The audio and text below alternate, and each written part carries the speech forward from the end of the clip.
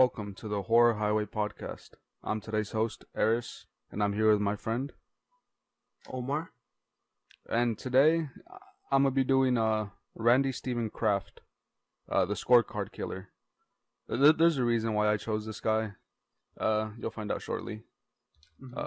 Omar here will understand as soon as I say it. Hopefully, I sure hope so. So, Randy Steven Kraft, or the Scorecard Killer, he's still alive. He's on death row in California, still. Yeah. So, I mean, he's still alive. But initially, he wasn't known as the Scorecard Killer. He was known as the Southern California Strangler. And then after, he got more kills under his belt, he was also known as the Freeway Killer.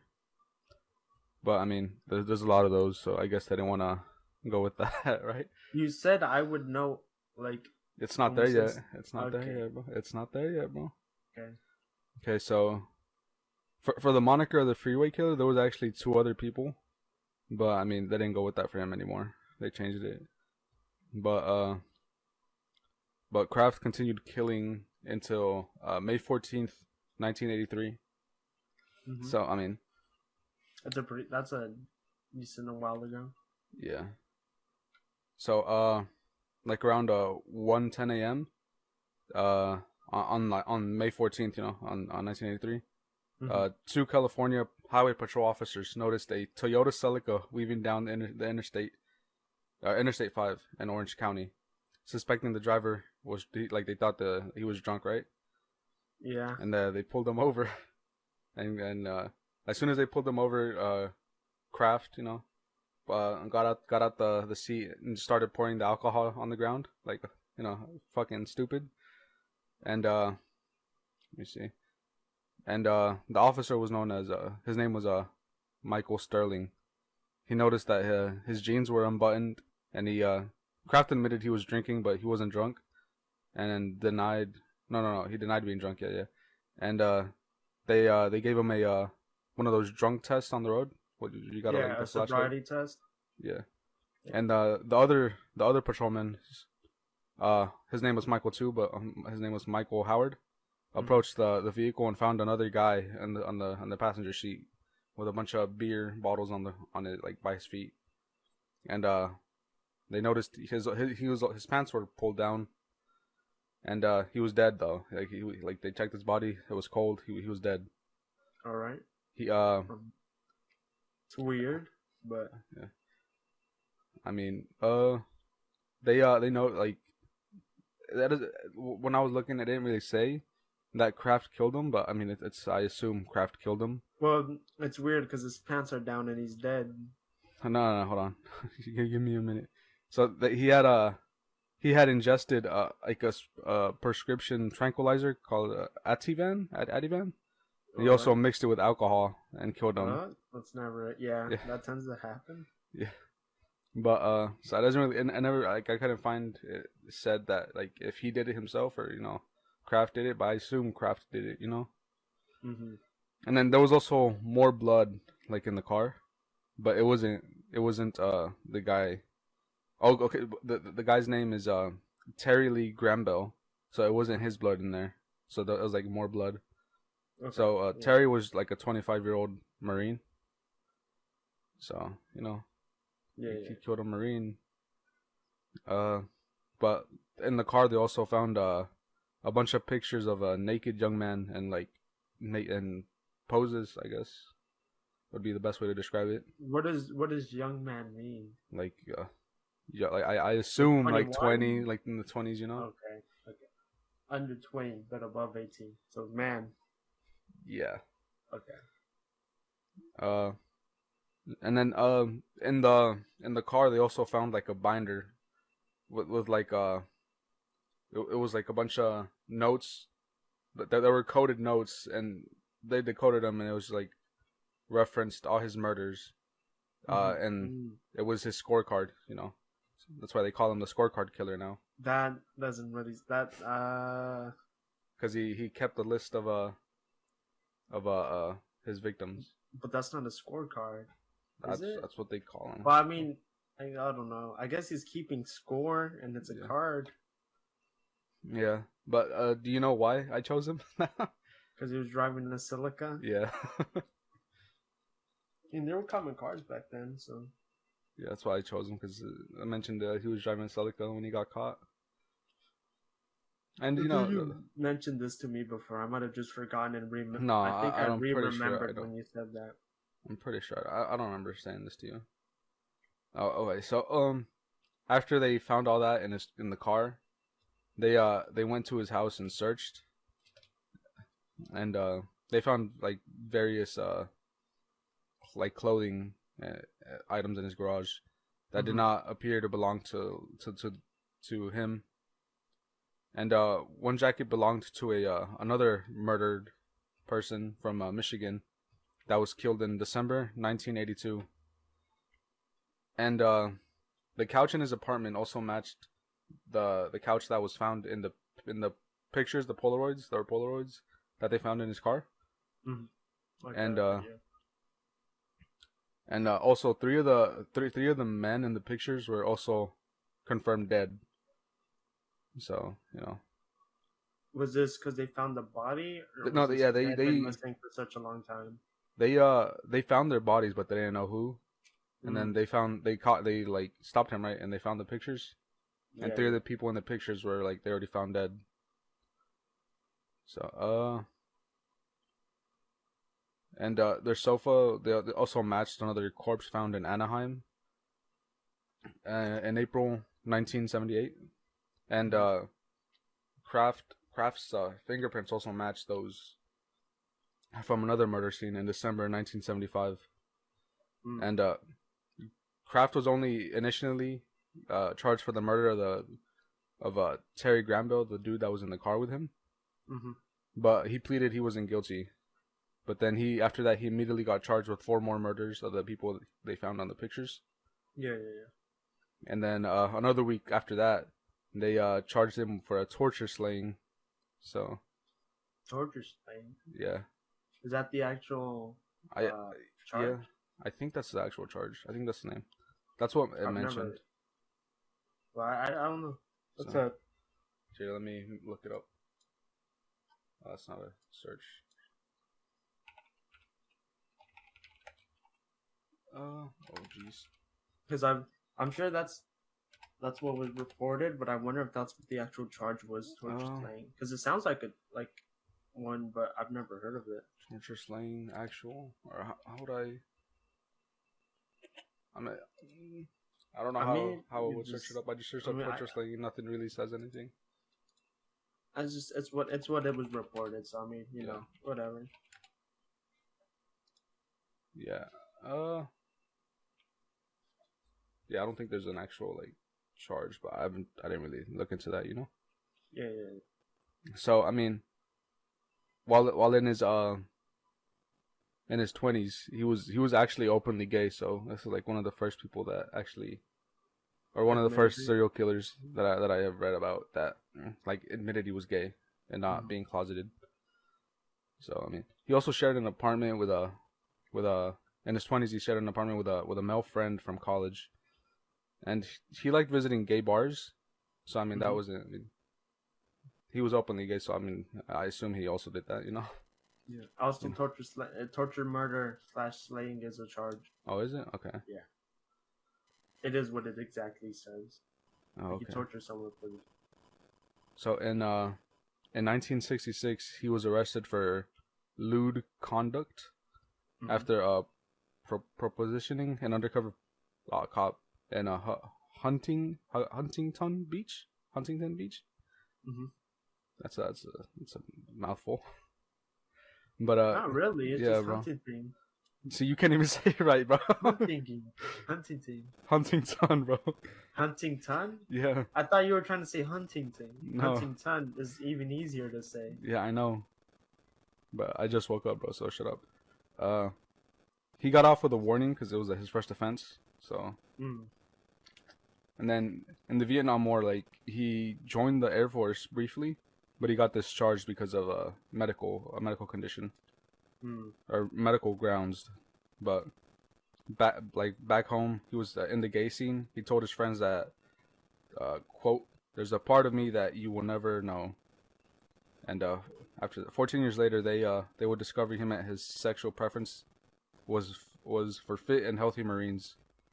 Otherwise like young boys would do. So I guess. Wait, okay. I think he was openly gay, right? Yeah. So his secret was that he was into buff men. No, his secret was that he was into young Marines. I mean, young Marines are buff people, though, aren't they? You gotta be fit. I mean, you go through boot camp and all that. I mean, yeah. But I mean, I'm just saying that's not much of a secret. But the little kid one, yeah, that one is. The guy, that's weird. So okay, yeah. I mean, I don't know, bro. And in March 1970, Kraft picked up a 13-year-old runaway. His name was Joseph Francher. And on Hunting Dun Beach, not Ton. This is a different beach. Okay. He took him home and like plied him with booze, marijuana, and pills, and then showed him pictures of a bunch of like guys having sex. And a pretty weird time. And Francher, the little kid, was semi-conscious at this point, right? Because he was filled with all these things. Yeah. And Kraft stripped him and sodomized him. And pretty disgusting. Yeah. And after he went to work, Kraft went to work. Francher escaped barefoot, and then people from a nearby bar called an ambulance. And after getting his stomach pumped, the police went back to Kraft's apartment, where they found a bunch of illegal drugs and photographs of Kraft having sex with various men. But since they didn't have a warrant, they couldn't. After that, like they didn't have a warrant, and they searched his house, so they really couldn't go. Like due to the law, they couldn't do anything after that. Yeah. So because they illegally entered the premises. Yeah. I think the evidence they got is also void when they do that. Yeah. Oh fuck, my bad. Wait, so is this before? Yeah, this is before the first thing I mentioned. Okay. Yeah. That's like when they caught him, you know? Yeah. Because I was thinking, I'm like, because you already said he got off with 2 warnings. Like, said he got warned. He got warned because he got warned before the military, and then he got another warning just right now. Well, technically, it wasn't really a warning. Yeah, I mean, yeah, it wasn't really a warning, but you know. Yeah, he got warned because he got off on a technicality. Yeah. So after all that, he enrolled into Long Beach State University, and he moved in with his classmate Jeff Graves. And then, he still continued frequenting gay bars and having sex with strangers, preferably Marines. So, and his first murder victim was thought to be 30-year-old Wayne Duckett, whose naked body was found dumped alongside the Ortega Highway on October 5th, 1971. Ortega was missing since the 20th of September, and his body was like badly badly decomposed. Yeah, my bad. And it wasn't really accurate. Like they couldn't, like, since it was decomposed really bad, and they couldn't really tell like how he was killed, when he was killed, and stuff. Yeah, it makes sense. It's a common thing with. Yeah, I mean they did find one thing. There was just like a bunch of alcohol in his system. Oh, okay. Yeah. Duckett worked in a gay bar on the nearby Sunset Beach, named The Stable. He was the first entry in Kraft's scorecard, and it just read Stable. And then on Christmas. So was that was the code he used for him, right? Yeah, for this guy. Where he killed him? No, that's where he worked, and that's what because it was coded, right? They didn't really understand. Yeah. He didn't want to just openly write the names. Yeah, that makes sense. And so his entry out for him for Duckett was Stable, because he worked at the stable. At the stables, okay. Or the stable was a bar, not an actual stable, you know. Okay, I was thinking he worked at a stable. I was like, okay. It was a bar called the Stable. Might as well correct that now for Yeah. And then on Christmas Eve, 1972, 20-year-old Marine Edward Moore was seen leaving Camp Pendleton. 2 days later, his body was found beside the 405 freeway at Seal Beach. apparently dumped from a moving vehicle. He had been he had been bound, strangled, and bludgeoned. There were bite marks on his genitals, and one of his socks had been forced up his rectum. Yeah. God damn. And then, 6 weeks later, the naked body of an unidentified man was found beside the Terminal Island Freeway in the Wilmington district of Los Angeles. About 18 years old, the victim had been strangled a day or two before, they found him. Mm-hmm. He had a brown sock stuffed up his anus again, and there was an entry in Kraft's scorecard simply saying Wilmington, which I guess that's he dumped him near where he found him. Yeah. Which was near Wilmington, the Wilmington district in Los Angeles. 2 months later, the body of a 17-year-old Kevin Bailey was found beside the road on Huntington Beach. Though fully clothed except for his shoes and socks, he had been sodomized and castrated. My bad. The next victim was also unidentified. Was dismembered and the body parts were scattered along the coast from Sunset Beach, San Pedro, and showed signs of bondage. His hands were never found. Mm. Yeah. And then the body of another 20-year-old was found alongside 405 Freeway at Seal Beach on July 30th. He had disappeared bar hopping 2 days before. He was fully clothed but barefoot. His body showed signs of torture. He had been hung upside down, beaten, strangled. Then there was bite marks on his stomach and penis. And again, one of his socks was found inside his anus.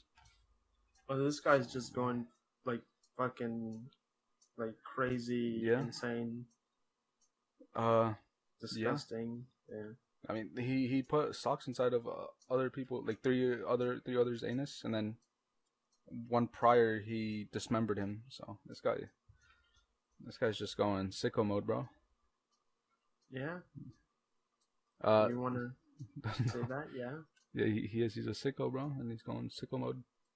23-year-old art student Vincent Cruz Mestas was also found fully clothed, besides barefoot, with a sock in his anus. When his body was recovered from a ravine in San Bernardino Mountains, 70 miles inland, on December 29th, his hands were missing.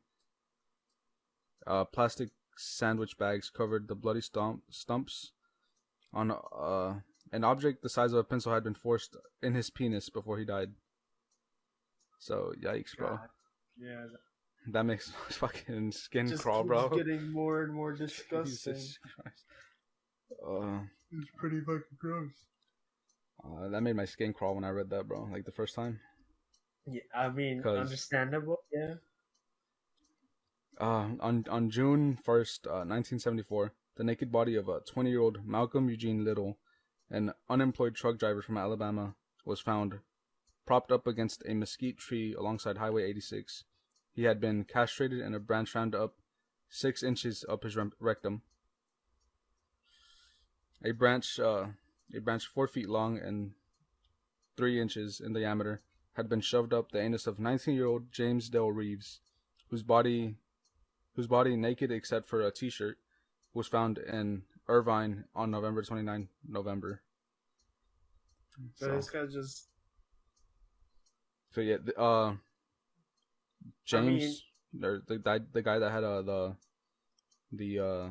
4 feet 3 inches long diameter or whatever, a branch up his anus was missing since Thanksgiving. I mean, you could have just said the victim. I just said you didn't have to describe the I don't know if branch part. I feel like that's kind of fucking. I don't know if you would remember him. I think I would. I think I'm listening, and I'm pretty disgusted. Okay, well, the naked body of an 18-year-old Marine, Roger Dickerson, was discovered in Dead End Street in Laguna Beach on June 22nd.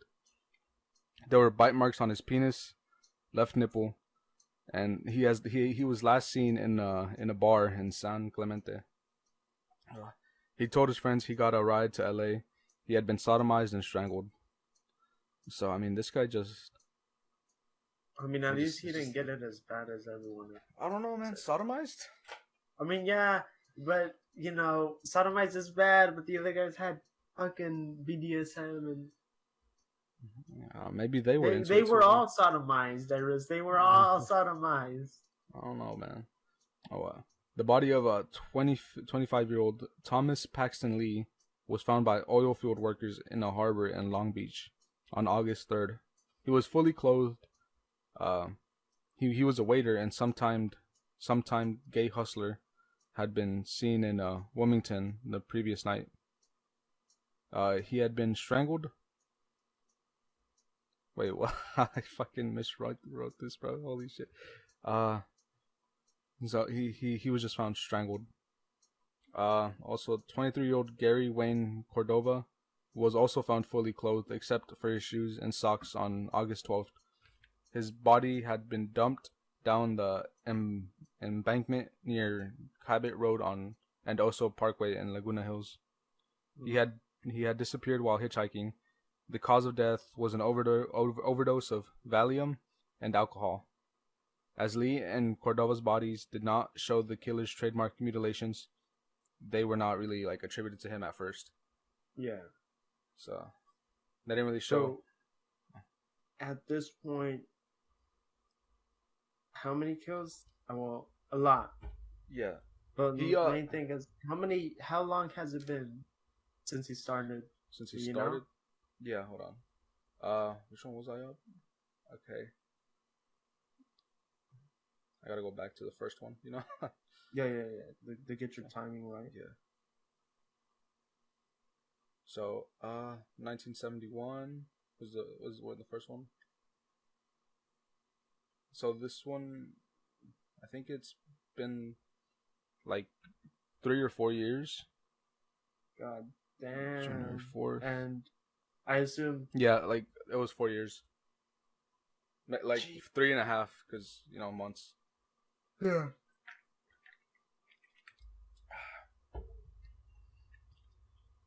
Wow, that's crazy. He got away for that, or he's still. I mean, I don't know how many more kills are left, but okay. So I'm gonna tell you like how many kills he had.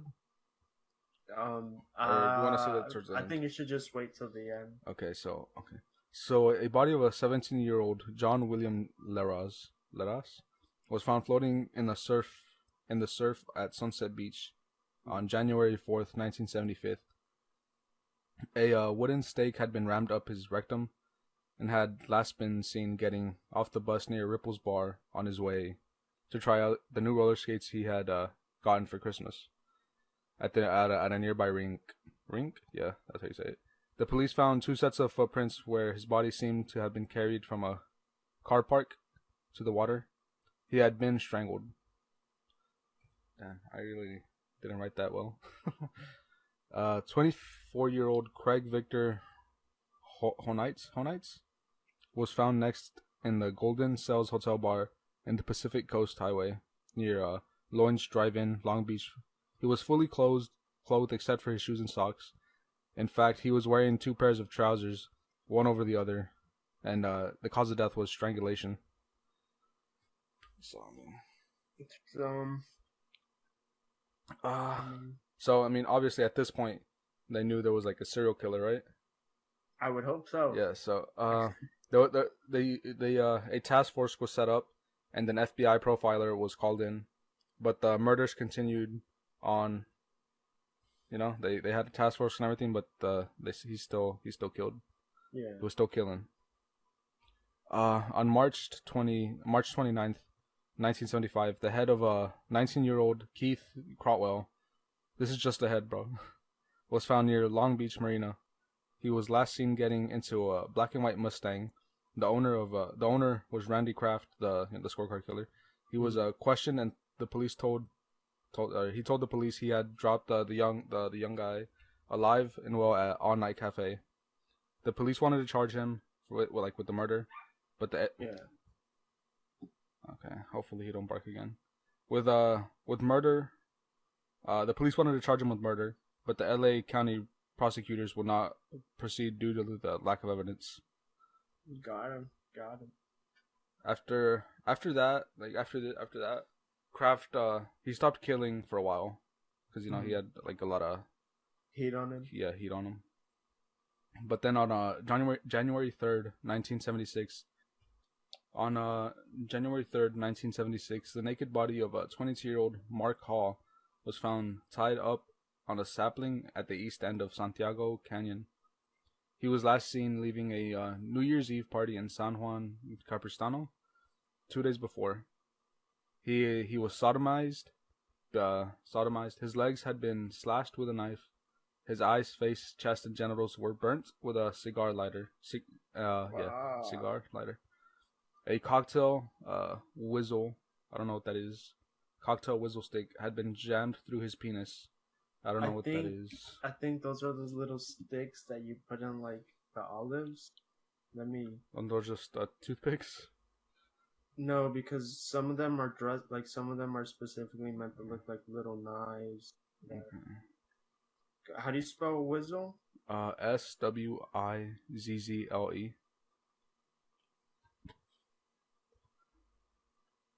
Oh no, it's just a thing you stir the alcohol with. Okay. From the looks. So, like, they pushed it in with so much force that they ruptured the bladder. Thanks for that image, buddy. Thanks. You gotta picture this. I don't think I do. Yeah, you do. Okay, and then his genitals were also cut off, and they stuffed them into his rectum, along with dirt and leaves. Fucking damn. And here I thought you were done with the bad part, dude. Hey, I'm sorry, bro, but I gotta describe how he killed him. And in the midst of this spree, Kraft left Jeff Graves, which was, I guess, his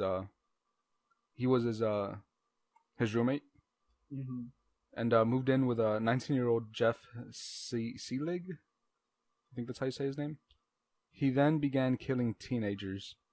The bodies of 6 of them were dumped in pin bags, but the rest of trash bag killer Patrick Kearney in 1977 muddied the waters. Kearney typically shot his victims and denied using torture on them. So him and I guess this guy were killing around the same time. Yeah, and when roommate? No, this was a different guy. Patrick Kearney, trash bag killer. He was arrested in 1977. He I guess since they caught a serial killer, they thought it was Kraft. The one, yeah, they thought it was the one doing all the killing. Well, I mean, he was the other serial killer was also killing. Obviously, he wouldn't be a serial killer if he wasn't killing. But they thought it was the Scorecard Killer, Jeffrey. No, Kraft. My bad, not Jeffrey. Jeff's the other guy. With Kearney, with the trash bag killer in jail, the murders still continued. The body of 19-year-old Marine Scott Hughes was found beside the 91 freeway in Orange County on the 16th of April, 1978. That's when they found him. My bad. I kind of worded that weird. His genitals have been mutilated. So were those of 23-year-old Roland Young, who had been found in Irvine less than 8 hours after being in jail or being released from jail. Okay, hold on. I kind of fucked up this. I gotta think about it. Okay, the body of another Marine, 23-year-old Richard Keith, was found on the northbound lane off of I-5 on June 19th. The body had been pushed from a moving car, so it was suspected that 2 killers were involved. The victim had been bound and tortured.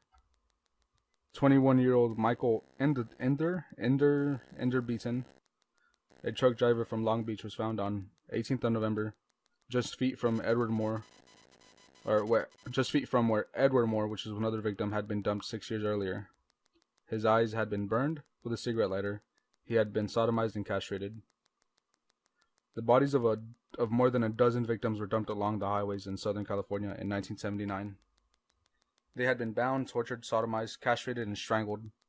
More murders continued in 1980, 1981, and 1982. They all showed the trademarks of the same killer.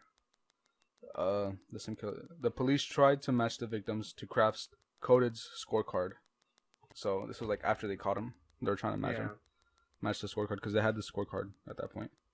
I mean, I get it. I understand. 45 corresponded through, though they could not find a match for known victims. Eric Church, Terry Granville. There were 65 entries on the list, making a death toll of 67. Holy fuck! Yeah, this was a lot, bro. So, go ahead. Yeah. I'm just thinking, he did that all? No, he did this, I think, in a spree of like 11 years. Yeah, but I don't know. It sounds like a lot, even for 11 years. That is a lot of fucking killing. Yeah, 60. There were 65 entries, but the other two, which was Eric Church and Terry Granville, so he was found guilty of 67. Mm-hmm. So, with the 65 entries and then the other two, they counted 67. So, yeah. So after the cops believed they had caught Scorecard Killer, which he wasn't named at the time. I think I'm not sure. Maybe after, because he was named the Freeway Killer and then the Freeway Killer. Something else. So after they thought they got him, how much Southern California Strangler as well. My bad. How much do you think they dropped police presence because they thought they caught the guy? I mean, even though they did catch a guy. Like, how much did they stop? Like, the police presence? Yeah, how much did they stop investigating these? Or did they realize they hadn't caught the guy they thought they... Well, okay, hold on. Let me read the rest of this, Okay. Okay, where was I? So, there were 65 entries, but with the other two, they were 67. But 22 of the entries of whom weren't really recovered, right? Or identified. All right. Kraft was found guilty of 16 murders, 1 count of sodomy, and 1 of emasculation. So during the penalty hearings, the defense claimed the abnormalities in Kraft's brain meant he could not control his emotions and impulses, while the prosecution insisted there's nothing wrong with Kraft's mind, other than he likes killing for sexual satisfaction. Mm-hmm. So I mean. That's really what it sounds like from the way you described. But so they could only confirm 16 of those kills to him, though. He was charged guilty of 16. So okay, yeah, I was about to say, because I mean, 60 is a fucking lot, and honestly, he might have just found some dead bodies and said he killed them. No, well, we could really never know. Besides, we'll never know. But honestly, I think 60 is so much. There's no way he could have gotten away with 60. Like, even if you're the worst, even if you're the best killer, like, after 40, dude, you're leaving fucking clues everywhere and everything. There's no way he could have gotten away with it. I mean, because it sounds like that he wasn't the only killer out there, and who knows if they even caught all of them. So so there was actually, during the time, there was, I think, from what I understood, was 3 in the same area. And they were on at one point known the Freeway Killer. So, okay, see, that's what I'm saying. I think he might have been dumping bodies off, and then he might have seen the dead bodies, and he might have decided to sodomize them and mess with them. Yeah. And then he put them on his scorecard. Maybe 60, even after 11 years, bro. I'm gonna say a majority of those kills on his scorecard were his, but I can't believe 67 or whatever. That was the number. Yeah. So, where was I? Kraft was sentenced to death as it was suspected. As he should be. Yeah. But he's still alive now. He's on death row still. I mean, yeah, it's Cali, bro. They have the death penalty. They don't ever fucking kill anyone. As it was suspected. Oh fuck! Hold on. As it was suspected, he had an accomplice actually, The police were preparing to question his lover, Jeff Graves. I guess he was his boyfriend. My bad. I guess I forgot to mention that earlier. Well, lover isn't boyfriend. Well, Lover just means someone. I wouldn't know. You know. Okay. Yeah. So he died of AIDS, of an AIDS related illness in 1987, and then hold on. Okay, so in a book called by Dennis McDougall, the author of Angel of Darkness, reported that a small-time criminal, Bob Jackson, confirmed to murdering 2 hitchhikers with Kraft. Though the authorities could not substantiate the claims. Substantiate the claims. Substantiate. Yeah, there you go. Bro. I had it in my head, but you kept saying it wrong. So I said it twice, bro. Fuck you. Well, I think while in jail, I think Kraft actually. Shut the fuck up. So I need this, dude. You're just talking about some dude getting his fucking cock shoved his own ass, and that's rude. That's disgusting. But you said it, and I need good thoughts right now, bro. Fuck, dude. That was so dark and disgusting. You want a good thought here, bro? Laugh at this, okay? So, due to these claims that the other guy confessed to, Kraft sued the author of the book for $62 million for unjustly portraying him as a sick, twisted man and damaging his prospects for future employment. The California Supreme Court dismissed the lawsuit as frivolous in June 1994. That's pretty funny. That's pretty funny. Yeah. So, I mean... Oh, jeez, hold on. So, I mean, this guy, he's a fucking... honestly, this is probably the worst serial killer I've looked into so far. I mean, yeah, so far, this is taking the cake. Yeah. This guy doesn't even... Like, you didn't really talk about his past or anything. Yeah, that wasn't... But to... I mean, was he drafted into the military? I just, from what I researched, it just said he went into the military. I assume he got drafted. Okay, though. Yeah, so if he went in, if he wasn't drafted, even if you're drafted, you have to go through a psych evaluation, I believe. I don't know if that was added after all of this shit.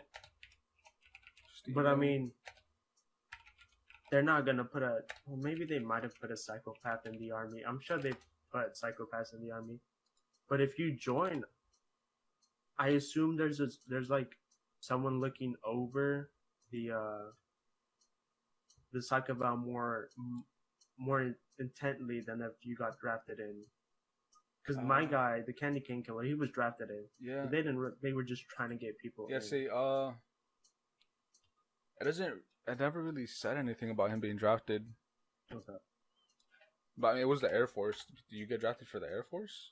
Yeah. If you're smart enough, when you get drafted, you do your basic, and then you could they give you like exams you could take, and if you score a high score, you could choose where you kind of want to go. But most of the time, if you're stupid, they just kind of throw you to the infantry arm. So, But, I mean, obviously, he scored a high score enough to get into the Air Force.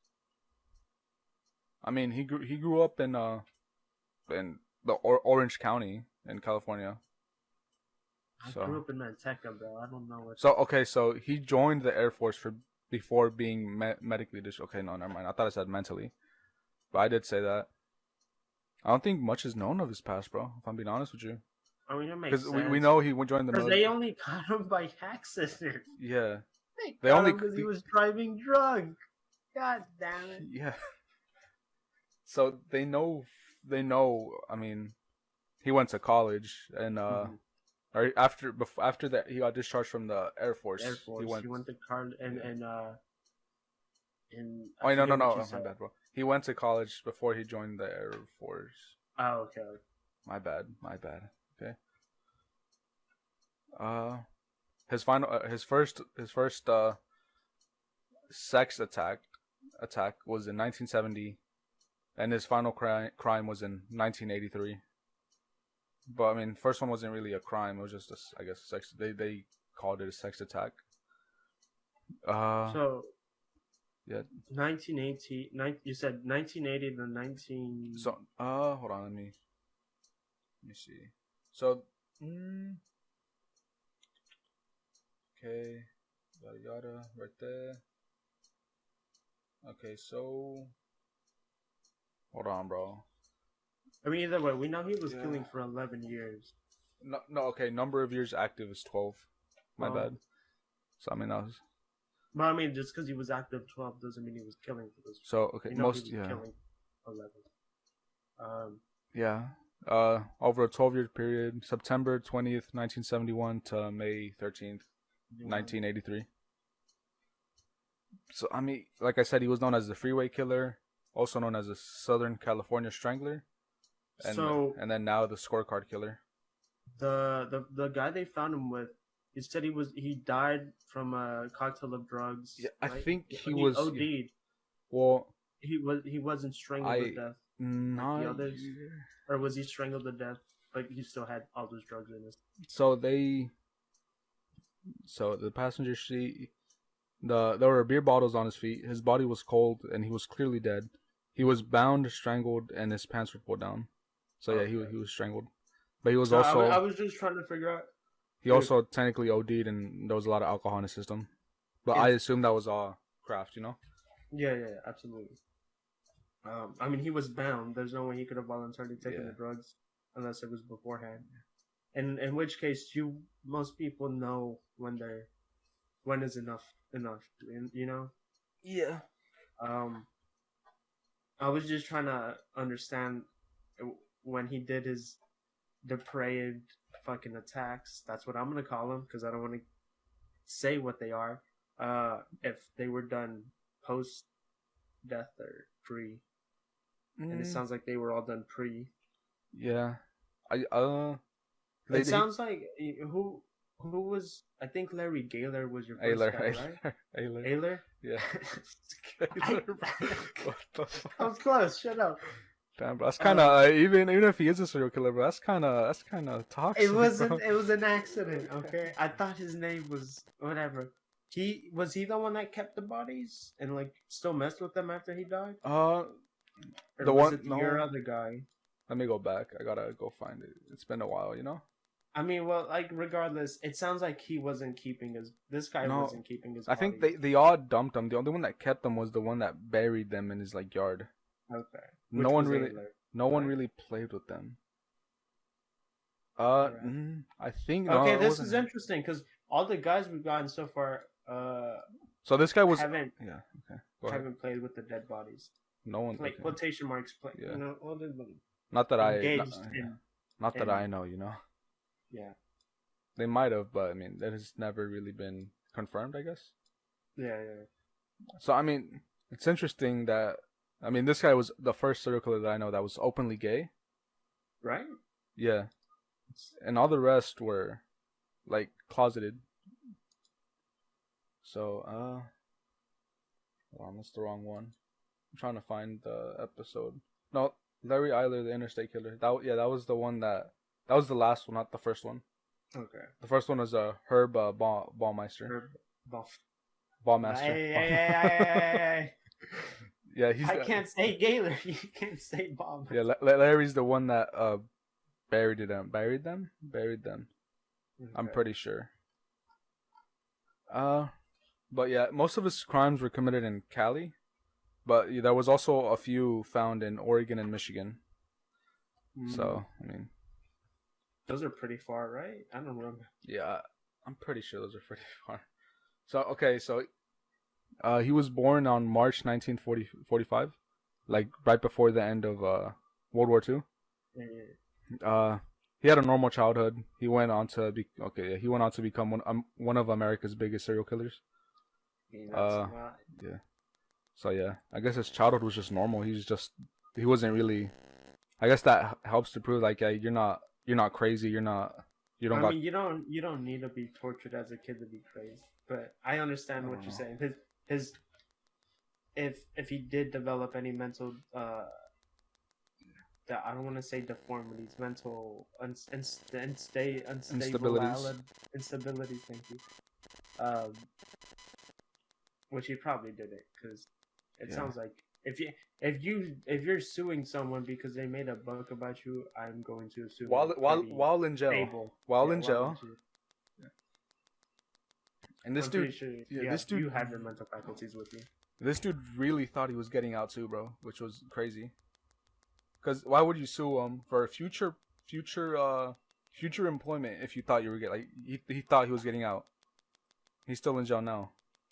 That's pretty funny. And he's on death row. That's actually pretty funny. I don't.